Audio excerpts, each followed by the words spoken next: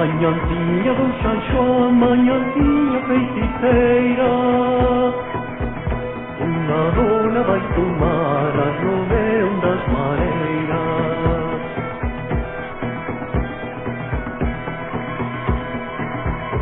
Vai colar e adear, caminho do areal, busca semente de filho na branca espuma do mar.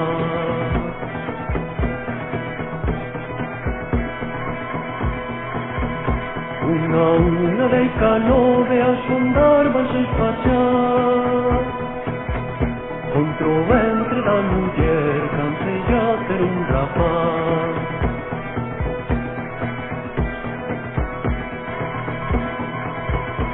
En pasando 9 meses pariu a mujer un neno bonitinho como un anxo e negrinho como remo.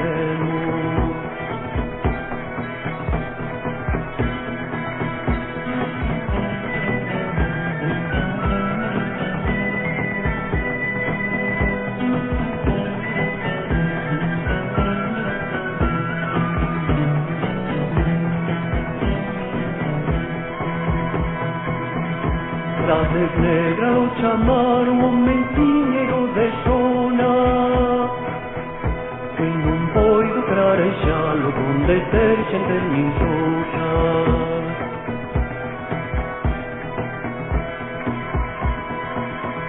Quixo saber de que fora tan lixosa mutación, quando o petro durmió la casa o gas contaminou.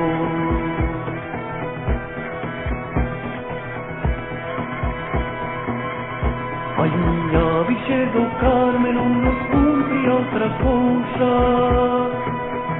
un petroleiro viñera mudarnos os cromosomas.